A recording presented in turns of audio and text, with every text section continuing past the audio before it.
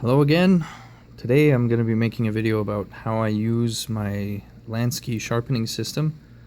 Yesterday I made a video about using it to work on this Open L number 3 in my kit here, and I showed how I put some oil on the coarse stone and do some quick runs over that. But there's a whole bunch of other contraptions here that not everyone might be familiar with, so I thought I'd go over that just a little bit.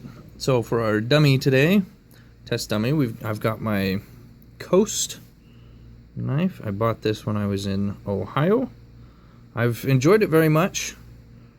It's the FX 352, and I'm sure I'll do a review on it at some point, but that's not what today's video is about, so I'm not going to go into too much detail there.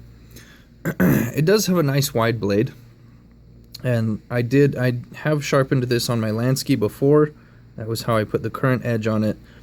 But it's a cheaper knife, and so the edge hasn't stayed very well. And last time I used my Lansky on it, I only used the coarse stone. So I only just put a toothy edge on it, and then I stropped it to make sure I removed any micro burrs. So what I'm going to do today is, and I may or may not put the whole thing on video, but I'm going to refinish the edge with the coarse stone, and then I'm going to move to the medium stone and see if my edge lasts any longer, and see how that affects, how it grabs fibrous materials like cardboard and paper and things like that. So anyway, the first thing I have here, I'm going to scoot this out of the way. I've got my knife, and I've got a clamp. Now the clamp has two screws. This screw here brings the clamp closer together in the front, and this screw here, thumb screw, spreads the clamp further apart in the back. You've got holes along these limbs, you saw it for a second, that have, let's see, so they have angle designations, 30 degrees, 25 degrees, 20 degrees, and 17 degrees, and that's on both sides of the sharpener. So what I'm going to do is I'm going to, because I like my thumb screw to be as low as possible, I usually will screw that in basically all the way, give it back, turn back, maybe quarter, half, full turn, and then unscrew this front screw to get my blade in. Now ideally, let's see, ideally you want your blade to be mounted fairly close to the center, so that as your stones come away from the blade, or away from the fixture, I should say, you can reach all edges of your blade. So if I mount this clear back here, the angle of my grind will be far different at the tip than it will be at the base of my blade. Same thing if I mount close up to the front. As an extreme example, my angle here will be very steep, and my angle here will be very shallow. So I'm going to try and mount it as close as I can to the center.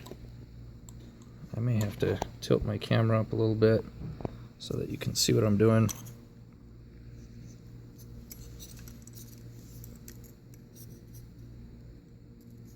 Okay, so I'm going to put that as close to middle as I can.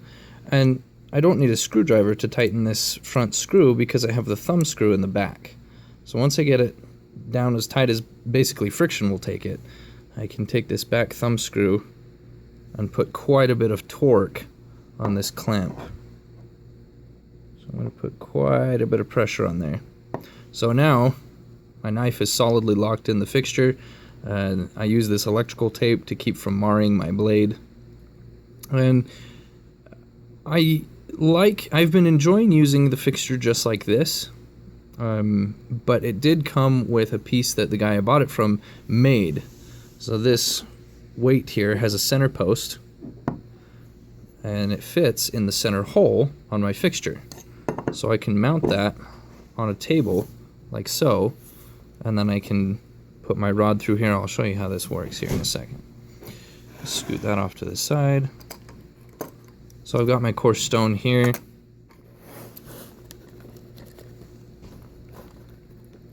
The rods are kind of a pain to get out of the box. It's kind of a low quality box. But anyway, so I've got an aluminum rod here, and they're not perfectly straight. What you got to do is put your, angle this back down, put your stone on a flat surface with the rod poking through the hole in the back. Okay, and then I've already paired these rods up and I keep them in the same position every time, so I put the same rod on the same stone so that I don't have to do this every time. But basically I'm trying to make sure that down along the base it's flat against my flat surface. So that maintains a consistent angle from the rod which goes in the back of the fixture to my stone. So that angle is translated to transferred to my edge. So I pull these to get it to go basically straight or as close as I can get them, and tighten the thumb screw.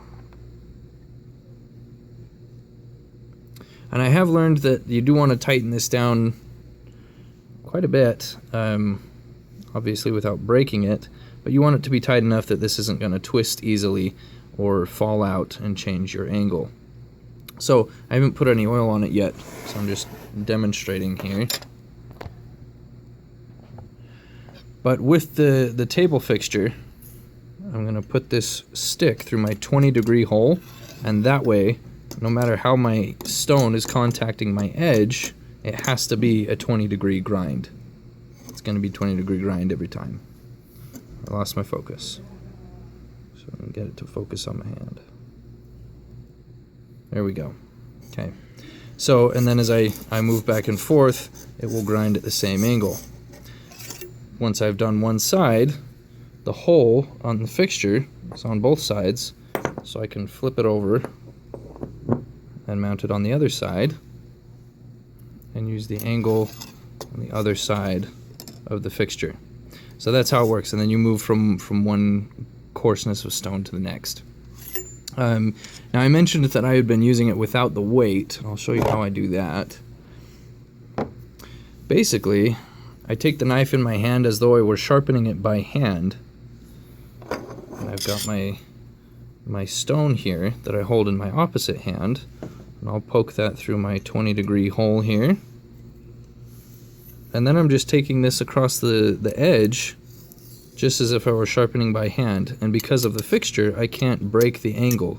As soon as my knife is contacting the edge of the stone, it's contacting at the same angle every time. So this helps me stay consistent. What I like about this is that it trains my hands to keep a better angle. It trains my hands to do a smoother sharpening motion, so that if I ever have to sharpen the knife without the fixture, I'm better able to do so. And then to do the other side, I just flip it over, go through my 20-degree hole, and do the same thing on the other side. Sorry, that's in your way, but you can see what I'm getting at there. So that's what I'm going to be doing. I'll go ahead and put some oil on this in case you missed the last video. I just used the honing oil that came with my kit. I don't think it's anything necessarily that special, but it's what I use. So get a focus here. I just put a single drop on the stone, wipe it around with my finger, make sure it's distributed across the whole blade, or the whole stone, sorry. I'll wipe the excess off on my little rag. Okay, so I'm going to go ahead and give this a start, and I'll pick it up again when I've reached a stopping point. Okay, so I've been hitting my coast knife a few times with my coarse stone on one side. I've done this coast side because I had it on in my right hand and the stone down. So what I look for mostly is to achieve a burr all along one edge of the blade.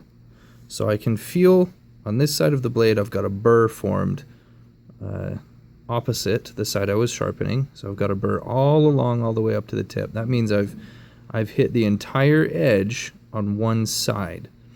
And in case you're not familiar, a burr is basically a tiny bit of metal on the very edge, on the very corner, that's flexed to one side.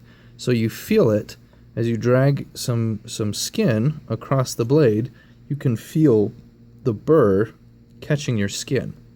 And if I drag across this side, I cannot feel anything catching my skin. So I know that the knife edge itself is rolled to one side. And what I'm going to do is I'm going to sharpen the other side of the knife with the same number of strokes to move that back over. And then I'm going to sharpen the first side of the knife with fewer strokes and basically wiggle this burr back and forth until it becomes very small. And I'm doing maybe 5 or 3 strokes on either side, and then strop it to remove the last micro burr, and that leaves you with a very fine edge. So what I look for on the edge that I've been sharpening, and I don't know if you're going to be able to see it because my lighting isn't very good in here, but I'm looking for all of my scratch marks on the blade to be going the same direction. They're all uniform. That means none of the scratch marks from use or maybe other sharpening you've done, none of that's left over. So it's a little bit difficult to get my camera to see this. I don't have a macro lens, so I don't know if you're going to be able to see it or not. I can't see it on my screen. But you can trust me. Someday I'll have a macro lens, and for now, the scratch marks are all uniform. They all look very nice. It's a very good edge. So now I'm going to stop the video and hit the other side so you don't have to watch the boring part. Okay, so I've hit my blade, both sides of the blade, with my coarse stone, obviously taking it out of the fixture.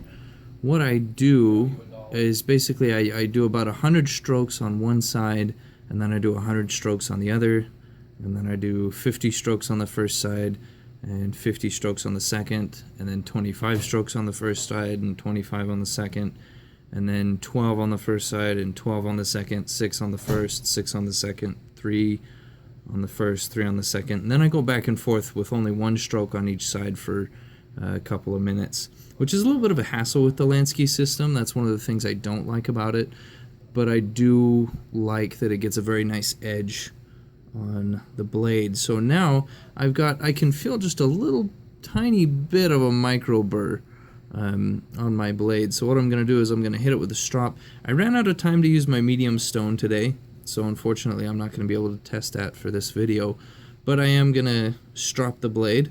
So I've got the strop that I showed in my last video. Now hopefully you can still hear me while I do this. I usually do about 100 strokes, so that's 50 on each side. So I grab the strop in my hand, I pull it taut, and I take my blade and basically just drag it almost flat across the edge of the strop. Flip it over and come back the other direction. So this would be 2 strokes. 3, 4, 5, 6. And I'm sure watching the video you'll be able to see me make some imperfections here. I stopped counting because I can't count and speak at the same time. But this is basically how I strop my blade. And it's not, I'm sure everyone in the world has their own better way of doing it. But this has worked well for me, at least for removing micro burrs and helping me to put a very fine edge on whatever it is that I'm trying to sharpen. So I'm going to keep this going for just a little bit longer, and then I'll see if I can't do a little paper cutting test for you once it's done.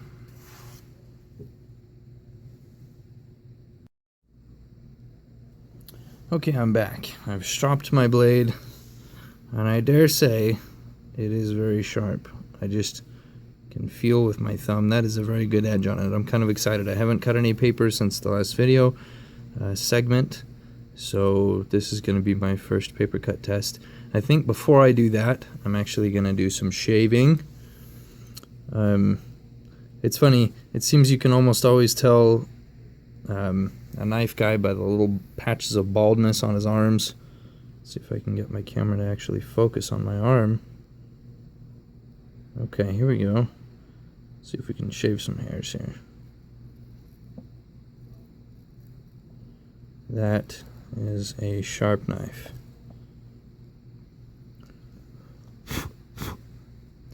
Yeah, okay. So we've got our blade very sharp. Let's cut some paper. Let's see what we can do.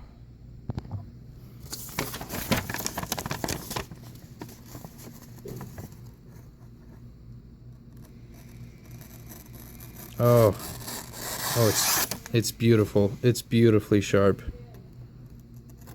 I don't even have to slice to get the cut started. I can just press. I wonder if I could just I can't not cut.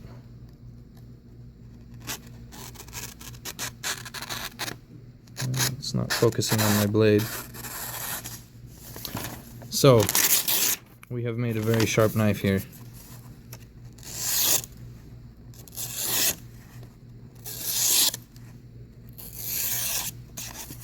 I'm pretty excited about that. Given that this is a $30 knife, this is not an incredible blade steel, it's not a super steel, it's not S30V or anything fancy like that. I'm happy with that.